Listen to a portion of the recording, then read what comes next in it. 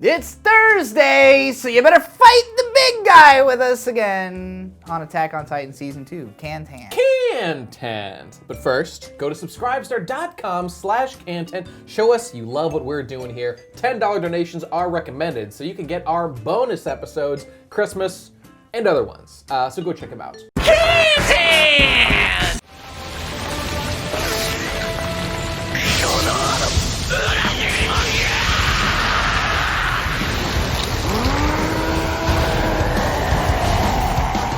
So, Attack the Big Guy is still happening. Dun dun dun dun dun dun dun. We jump in right where we left off, although I didn't realize it at first, because episode 5 of Season 2 starts with a long flashback scene. Right. Of basically establishing more of the relationship between Ymir, right, and Ymir and his Krista, yeah. You almost spoiled the no. Well, the name of the episode is Historia, yeah. though. That's true. Yeah, so we learn a little bit of the backstory behind them and how they know each other and all this shit. Honestly, it was pretty boring for the first half, but then we got back to where we were, and she turned into a Titan, and it was great. They're doing some like emotional setup. They're showing how Ymir and Historia, Krista, whatever, they're alike. And Ymir, they're in the snow. They're doing a training exercise during their training years, and Krista is so selfless that there's a guy who's like freezing to death in the snow. She can't leave him behind, even though she might not make it if she, brings him with her. Ymir is right with her, but Ymir's like, now I noticed, Krista, you're not even asking me for help.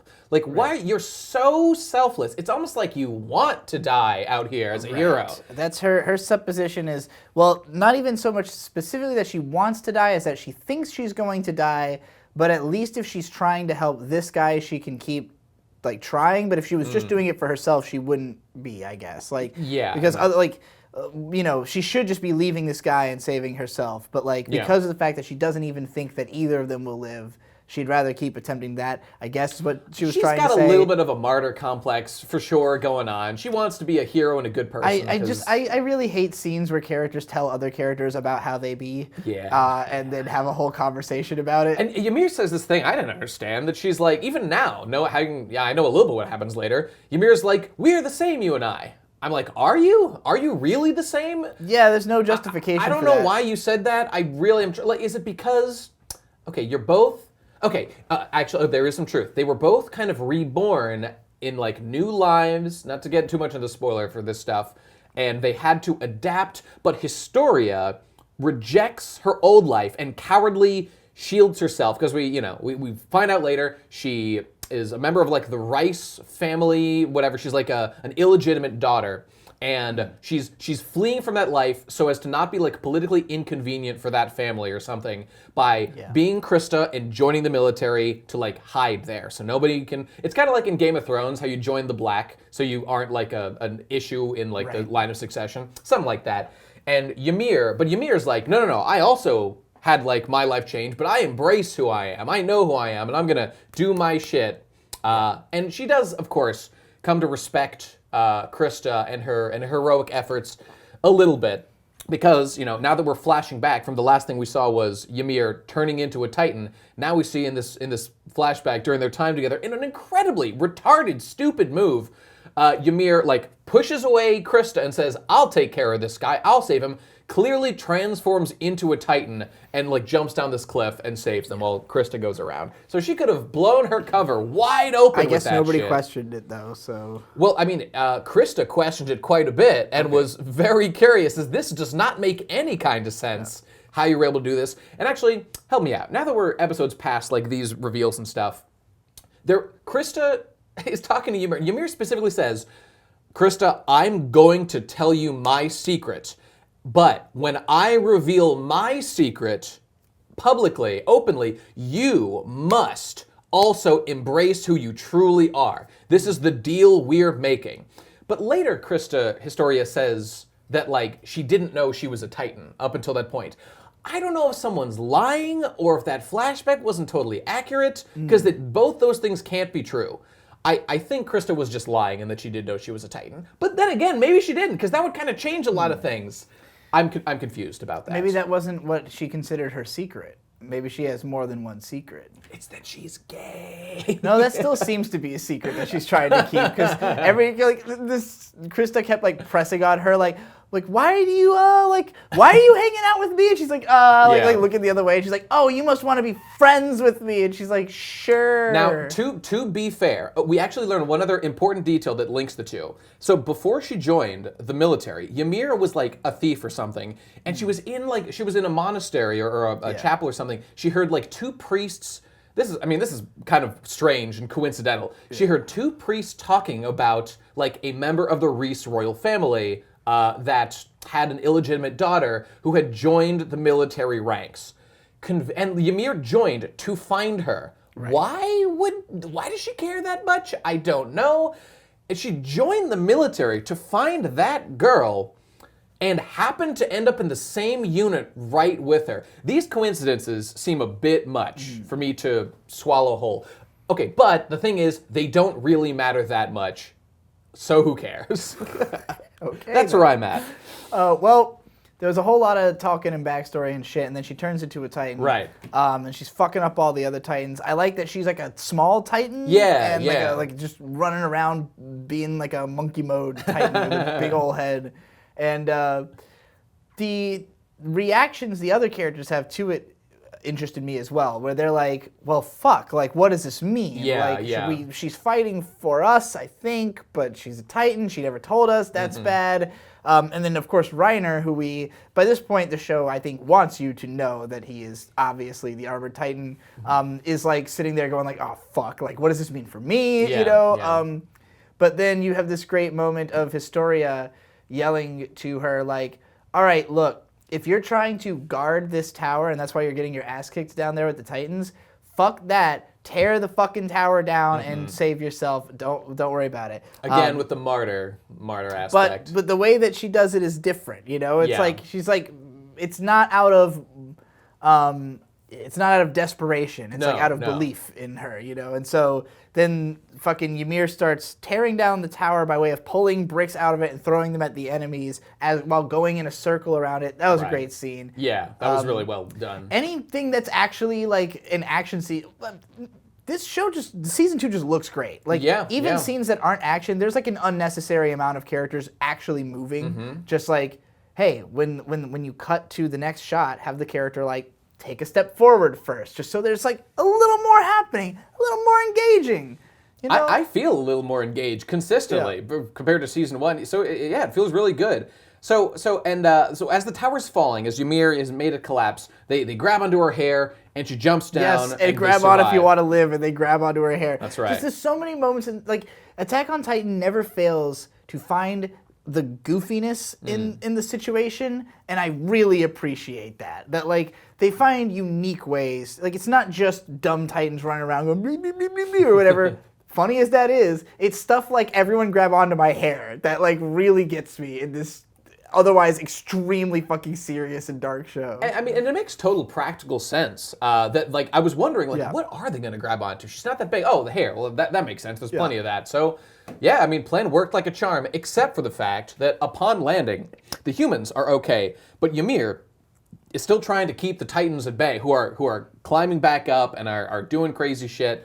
And Ymir begins to be overwhelmed actively and is being devoured savagely when just in the nick of time, our boys from the Survey Corps show up. And of course, so I mean, the Mikasa shows up, kills a couple of good ones. The other guys we've seen here and there. And Eren gets his first human kill of a Titan at last. And he's like, yes, I finally got my first kill, yeah! That was so fucking adorable, the idea that he had not thought of himself as having killed any Titans yet. I know, right? Like, I was just like, what are you fucking, like when you think about it, maybe he doesn't remember any. Yeah, maybe he's never actually done it. It was and I really love that funny. After getting that, he immediately fucks up because he's so excited about it. He fucks up his cables, just like eats shit and falls on the ground. So I don't know, he's kind of a goofy, lovable guy.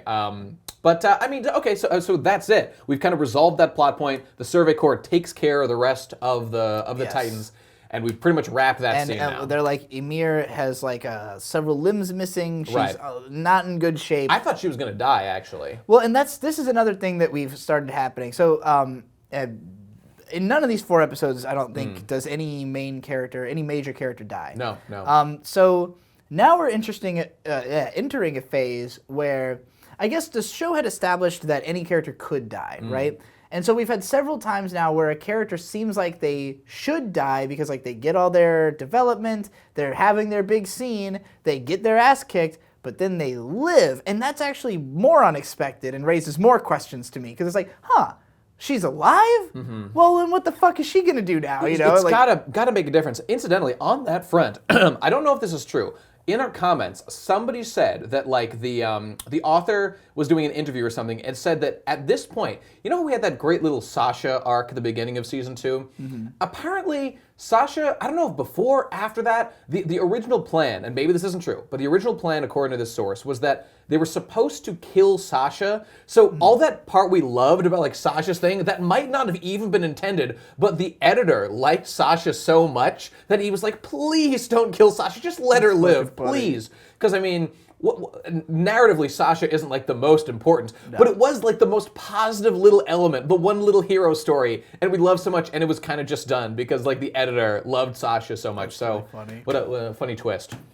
But yeah, like Sasha being alive was surprising because of the fact that it was like a kind of heartwarming moment. Yeah. But it's more like when like Annie or Ymir and then again the Armored and Colossal Titan who like we reach a point narratively where the audience definitely knows that Reiner's a Titan, but it's revealed almost out of nowhere. Everybody's standing on the wall. This scene, let me handle this one because I love this. First of all, I happily admit I had zero fucking idea that either of these people were anything other than what they seem to be because I'm a fucking idiot. Even after Reiner spent the whole last couple episodes being like, oh, it's weird that she can speak Titan. And to all be fair, like, for this season 2, I was reading the manga. So maybe these things are a little less emphasized, a little less drawn out. I mean, and again, I'm a fucking idiot, speed reader, whatever. That's all me. Fair. Okay, but I fucking love the way this scene is handled. So Ymir is being carried up. We know, oh my god, there's a Titan shifter among us. What are we to do about this one Titan shifter among us? Wouldn't it be crazy if there were more Titan shifters among us? So as they're being carried away and they're just like, oh my god, how are we gonna deal with the situation? Bert and Reiner are over here just like, bro, like, we made it to the outside wall. Like, now's our chance. Huh? What are you talking about? And the way this scene is framed is absolutely brilliant. I love this scene. Other characters are having a conversation over here about like, we need to get Ymir, blah, blah, blah. We need to go establish, like in tiny subtitles, like on the far side of the screen, you see like Reiner and Bert just being like, hey, by the way, I am the Armored Titan, Eren, just letting you know, and Bert here is the Colossal Titan, just want you to know that. And Eren's like, what? I'm sorry, excuse me? And they just keep going, and Bert, his response to this is clearly like, Reiner, please stop! I was not emotionally prepared for you to tell anyone this information about us. And I love that Reiner is clearly going off the deep end. He's kind of lost it. I don't know exactly what's going on in his head. But Bert seems to be the more cool and collected one, whereas Reiner is just at the end of his rope. He's freaking out. He's almost died 1,000,000 times. And now, I guess by being at the outside wall, this idea of we can finally go home. Because I got the sense that he was trying to, because he talks about how he's like, oh, I almost died again. Yeah. I thought that was him like trying to maintain his beard, basically, like convince everyone else that he's not a Titan. Because like he's like, right, Armin? Don't you remember when I almost died? Like, you know, like, hey everybody, like you all remember that like I'm one of you, right? And then like it's after he tells Eren that we get the flashback where we find out everybody else already suspects these two guys. Right. So. You know, well, I think there's nuance in this conversation. I think people could probably study and analyze with great depth. And like on the one hand, he is trying to maintain like some facade. Even here and now, the fact that he isn't right now turning into a Titan when he could, he had to maintain that cover for so long. When he had this like get out of jail free card, if anything went bad, he could just go Titan and like run or something. Yeah. He had to like maintain the discipline to not do that unless like absolutely necessary. And oh, that's right. It's what he says to Eren, right? Where he's like, oh yeah, I can't fucking take holding it in anymore. Like, right. But their plan with him is they're like, we were sent here, so we get a little bit of detail into their plan, and I do like the idea that because he's like kind of emotional, it's like he's letting certain things slip, but not like he's not explaining anything. He just happens to be letting us know things. And the way that Eren's like, you're just tired. You must just be tired. And Reiner's like, right. I'm just tired. Sorry I said all that stuff. Let's just relax. And Bert's like, it's too late, man. It's time to fucking go. Are we doing this, Reiner? Hell yeah, we're doing it, Bert. Yeah. Ah! That was a great scene. And then Mikasa comes in and starts swinging. I have to assume that I'm going to guess that what was supposed to be the subtext there is that they have kind of figured out that everybody knows it's them or is suspicious of them. And so they're telling Eren, like, hey, like they realize this is their one shot to run away, and they want Eren to come with them. Yeah. So like, if you come with us, it would be sick. We don't have to kill all the humans. And he's like, no. And I think that because he says no, they're like, okay, he must know what's going on because there's no way he would just have that reaction. Like, because Reiner's like stunned that this is Eren's reaction, and then like everything just starts going to shit right then. Like, it's a complex scene going on there because like I'm also wondering. So the plan clearly all along was for them to take Eren out. Okay, why? What is so special about Eren that Bert doesn't have? Bert's way bigger. Why isn't he more important? Something about Eren is clearly important or special. I don't know what that is. There is a lot of mystery in Eren's backstory, in his dad, in like the injection he got. What's in the basement? Are these the mysteries that are relevant? I don't know. I don't know. But God, I want to know more. And I also was a little bit mind blown because like while I thought Reiner was obvious, I had no idea who Colossal Titan was, and so like to get them both at once, it's just like, see, oh, it's both of them. You know, it was really fun watching you talk about how Reiner was clearly the Armor Titan, which was absolutely true. But the fact that big old Bert back there is the Colossal Titan. The guy just didn't have any dialogue, ever. How would you know? You wouldn't know. But if you look at their faces now, like again, a lot of this is maybe a little bit revisionist or whatever, but like Bert's, the outline of his face does, I mean, the Colossal Titan has no skin on its face. So it's really hard to see if it like looks that similar. But I feel like there's a resemblance, even if that's like, you know, not intentional or whatever. And I will say, when we started season 1, I asked our audience, like, guys, do you feel retcons at work here? Do you feel retconny about like who the Armored or the Colossal Titan is? Looking back at it now, at least in the anime, it sure feels like it was crafted well intentionally and has been like solid since the start. So my worries about that have been like assuaged now, at least about the events so far. I think it's fascinating that the character who had the least presence and least dialogue as a human has the most presence as a Titan. The Colossal Titan is the most famous attack on Titan. The characters say themselves, Bert, or like the Colossal Titan is the #1 enemy of humanity. He's the one who needs to be stopped because he's the one, I mean, with the most power. So like when they form up, he like fuses with the wall or something, like, right? What? Or he's like partially in the wall, maybe? No. So when they turn Titan, Bert, he just turns like his torso, like just like when Eren only formed like one arm in a piece. Right. He gets like, we see rib cage, but mostly it's like torso and up, and you know that he's just, fighting with that part of his body. He doesn't like merge with the wall or anything. Okay. He just happened to be with the wall. So I mean, we can probably just get to the fight because that's the next thing that happens. Well, a big Titan just starts jetting air and like fuck off everybody. I like that the Survey Corps thinks of themselves like, hey, the Colossal Titan, he's slow and big. We have way faster enemies we fight all the time. We can take this guy. But then he has this secret card of like this, and this wasn't a bullshit card. I have lots of attention paid to when characters do things that are like unbelievable or stupid or pull powers out of their ass.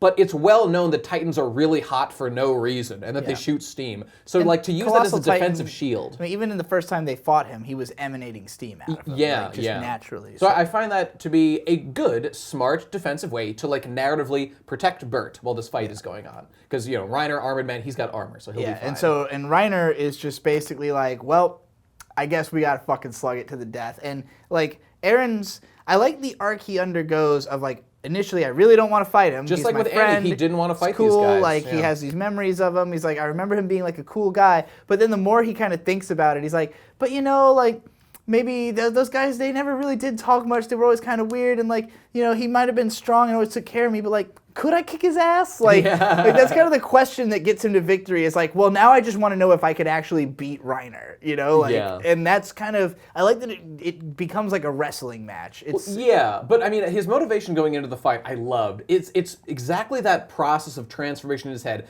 Because just like with Annie, you know, we learn in the backstory flashback thing, they're like, they actually came from the same area. Like, conveniently, the paperwork that revealed that, like, only recently got shown. Okay, fine, whatever. There might be connections to watch them. And yes, now they turn out to be two Titan shifter people. And Eren's reaction of like, wait a minute, these are my friends. I don't want to hurt them. To then like, wait a minute, they're the Titans.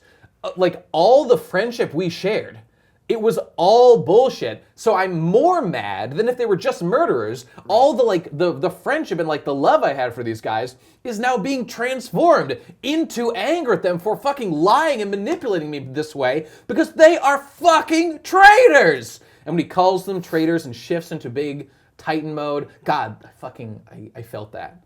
It was a big mood. To say every the time least. I try to like think Attack on Titan music so that I can reference it, I think, don't lose your way. It's like, that's not it, God damn it. No, that's not it. Just I don't. Sounds exactly the same.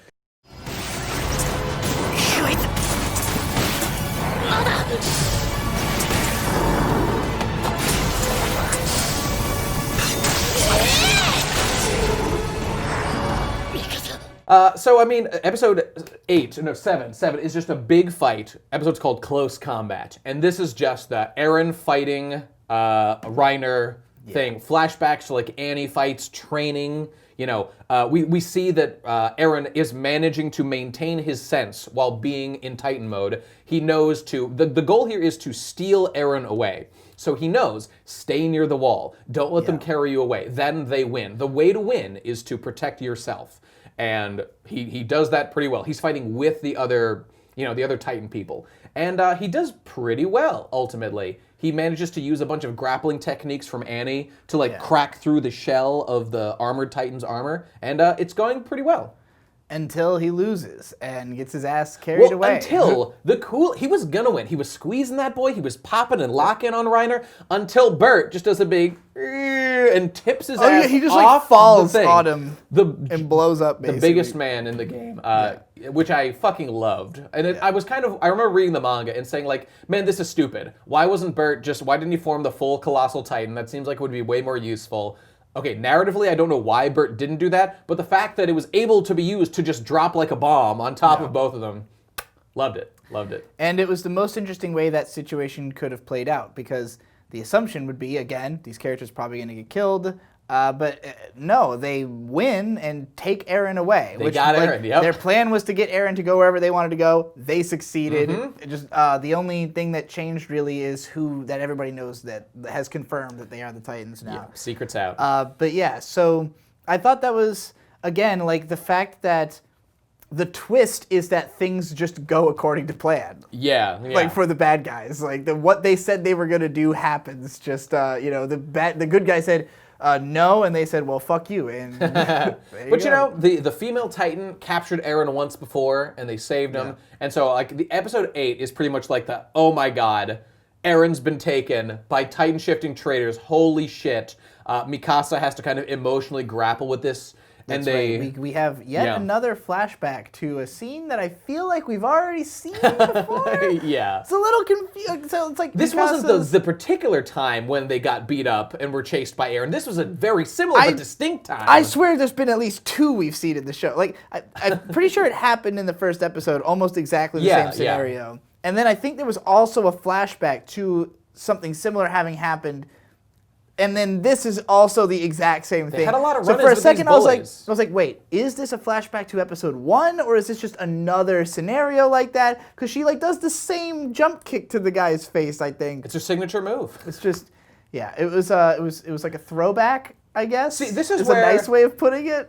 This is where I kind of feel the limit of the range of the writer. Like he doesn't have like a huge vocabulary to draw from of scenes. It feels like, like surely you could make up a slightly different situation that they could respond to in a similar kind of way. But he's like, it worked the first time. Do it again. It's great.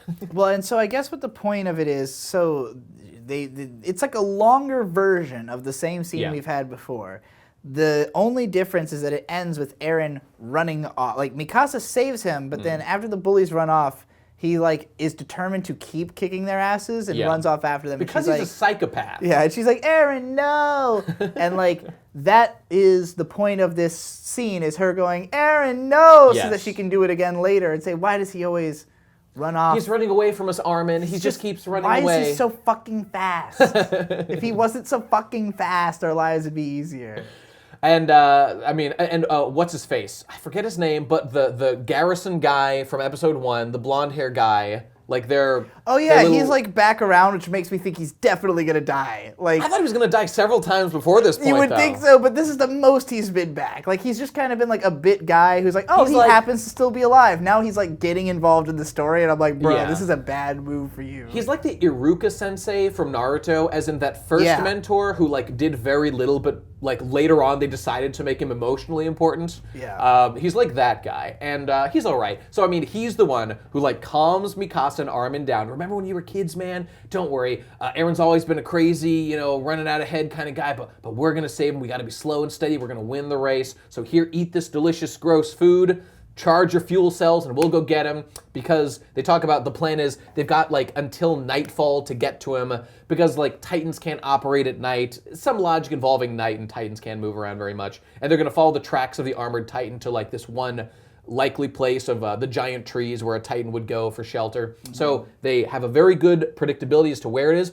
Hanji, by the way, was another just little moments, but a star player. I gotta point out, when Levi isn't here, Captain Erwin isn't here, Hanji was taking command. She was given orders. She was being a boss-ass bitch, and I loved seeing it. And when she jumps on Eren's shoulder during the fight to like give him some, hey Eren, remember, stay close to the wall. Don't get too carried away, and you gotta work with us to fight these guys. And Eren goes like, ugh. And her, like when she's realized she's talking to a Titan, her Gets blush so excited. Like, hi. Yeah. I love her. I love Hanji. She's a great character. I hope she sticks around and doesn't get murdered horribly. We'll see. Fun. We'll see. What the fuck else happened in that last episode? All I remember is there was a flashback, and she said, "Eren, don't run so goddamn much." That's really all it was. It was there had to be something else happened in that episode. Commander Pixis showed up, right?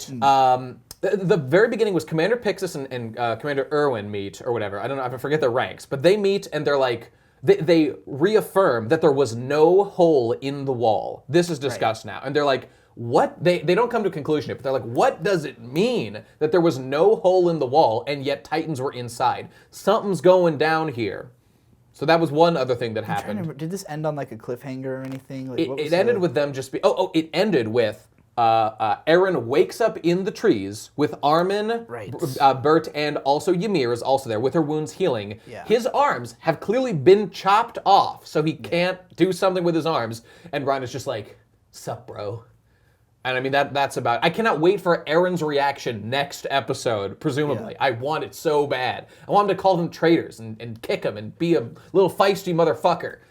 Yeah, I love that. This show is going in a fun direction where, like, just the fact that all the pieces were there from the beginning in a way that, like, with a show like this, I guess it's just that it's never overplayed its hand. It's always felt like it has so many cards, and even though it keeps giving you new information, it feels like it answers and asks new questions at the same pace. And a lot of shows frustratingly, do what, like, either... There's some shows that will either ask questions and then answer them immediately, so they never have time to really be interesting, or put too much off for later and never resolve anything. This show does a great job of, like, most of the time, something's happening in this season. That was not as true as season 1. There were episodes that were boring and shitty, but they, like, usually there was a payoff. And even in this, like, episode 5, like I said, the backstory part, pretty boring. The payoff of it was worth having watched it. Like, it wouldn't have meant anything if not for the stuff before it. And it's not that the stuff before it made it, like, good. Like, it's not that it justified that stuff and made that stuff good. It's just that without that stuff, we couldn't have had the moment that was good, Yeah, and, it's all about balancing cost versus reward when you're, crafting a narrative in that way. And, I remember when I was reading the manga, I remember being more annoyed and more like frustrated. I feel like I'm enjoying it way more this time in an anime, which is a real rarity for me. Yeah. The animation in season 2, the pacing's been great, the quality and the speed of things that are happening. I don't know, I felt like things took way longer last time I read it, but I'm loving it. So like the fact that we're not at like the basement, for example, like where all the mysteries are, where the key goes, like I don't mind that that mystery hasn't been gotten to yet, because we're getting all these other ones of like Bert and Reiner, their secrets are revealed and their connection with Annie, and like, oh, where are they from? They're from like some fucking crazy village somewhere, and they're trying to bring Eren there. What does it mean? Where are they going? All that stuff, really cool, and I really want to see more. Yeah. I just feel like I'm not the biggest like plot-focused person. If the intrigue was just, ooh, I want to know why, that wouldn't be enough to carry me. It's the fact that like awesome things happen and then I have a question. Yeah. Like, a Titan does something really unexpected or crazy. And I'm like, well, what the fuck was that about? You know, and like, it's not the desire to know the answer to the question that necessarily compels me. It's the hope that another crazy thing will happen in service of getting that answer. Who's next going to be revealed to be a monster, monster, monster? Na, na, na, na, na.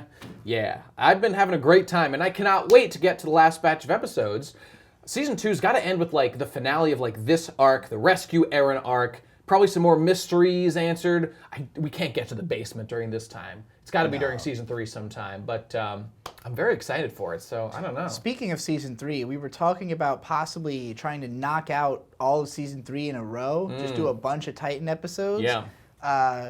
I don't guess we don't have to ask the audience how they feel. We're just going to do it. So look forward to that. Well, that was the plan. We'll probably knock out. That's a good idea. Yeah. Yeah. We still have one more. I mean, I was just thinking of like season 2 our seasonal podcast. We got to finish this one. It's just a scheduling thing, is all it is for me. But as soon as possible, yeah, we'll probably do that. People watch the Attack on Titan videos. Attack on Titan Week. We should make a T-shirt about it. I survived Attack on Titan Week. Fight the big guy. Some kind of fight the big guy. Yeah. Shirt All right. would Sure. Be great. But I guess that's it. We're all done. We got another episode coming soon. Next Thursday, stick around, people. We'll be fighting more big guys with you. And fight us with your big guys financially. I'm talking about those Hamiltons, $10 bills on the subscribestar.com/Khantehnt to get all our bonus episodes. You can also join us on Twitter. Go to the Discord to talk with your fellow Khantenters. And send us some mother-fudging Khantehnt clips to put as end bumpers at the end of these damn videos so you will be immortalized in Khantehnt. See you soon, everybody. Goodbye.